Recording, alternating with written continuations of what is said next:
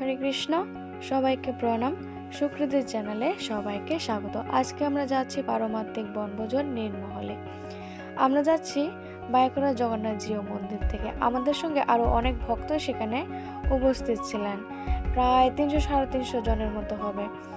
তো আমরা নীরমহলে যাওয়ার আগে মেলাঘরে একটি জগন্নাথ মন্দিরে এসে উপস্থিত হলাম। ওইখানে আমাদের সকালের টিফিন হলো এবং ভগবানের ভোগ লাগবে, রান্নাবান্না হচ্ছে। সকালের টিফিনে ছিল চিড়ের পোলাও। প্রসাদটা পেয়ে আমরা কীর্তন করতে করতে হঠাৎ করে দেখি যে আমাদের মধ্যে মায়াপুর থেকে ভাগবত স্বামী মহারাজ এসে উপস্থিত হয়েছেন। আমি তো ওনাকে দেখে খুব খুশি, কারণ আমরা যখন মায়াপুরে যাই তখন মহারাজের সঙ্গে সবসময় আমাদের দেখা হয়ে ওঠেন না, কারণ মহারাজ প্রচারের কাজে অনেক জায়গায় চলে যান। আসেন আমাদের বাইকরা মন্দিরেতেও আসেন, কিন্তু সবসময় আর মহারাজের সঙ্গে দেখা করা হয়ে ওঠে না। তো মহারাজকে দেখে আমি তো খুব খুশি, কারণ আমার প্রথমে বনভোজনে যাওয়ার ইচ্ছে ছিল না। অনেকবার গেলাম বা নীরমহলে অনেকবার গেলাম, কিন্তু ডম্বুর যেতে পারবো না বলে মনটা খারাপ হয়ে গেছিল, কারণ ডম্বুরে 14 তারিখ থেকে মেলা বসবে, আর মেলা বসবে বলে ডম্বুরে কোনো জায়গায় খালি ছিল না। আর মহারাজকে দেখে, কারণ আমি জানতাম যে মহারাজ দর্শনেও অনেক পাপ দূরীভূত হয়, কতই না পাপ করে চলেছি প্রত্যেক দিন গিয়ে আর বলবো।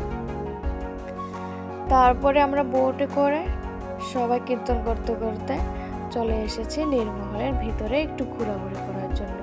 ভক্তরা এত আনন্দিত ছিল যে বোটের মধ্যে বসেও সবাই কীর্তন আর নৃত্য করতে শুরু করলো। কারোরই দেখছি যে কোনো ভয় লাগছে না, যে জলের মাঝখানে আছে তবুও তারা বোটের মধ্যে নৃত্য করছে, তবুও তাদের ভয় লাগছে না।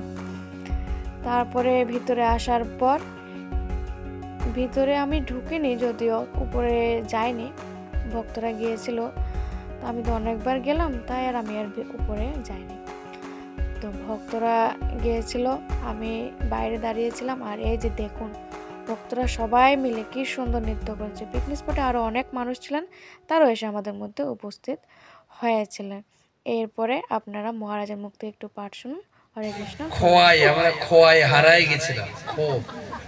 খোয়াই কথাটা হিন্দি ভাষা, খো গিয়া বলে না, খো গিয়া মানে হারিয়ে গেছে, আমরা হারাই গেছিলাম।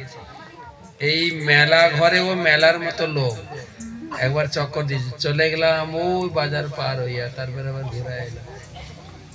যারে যে গাই বলে আগে যান আগে যান, আমি বললাম আগে যাইতে যেতে আগরতলা পৌঁছলাম। তারপরে একজন বললো না আগে আর যাইতে লাগবে না, এবারে বাইরে যান, তখন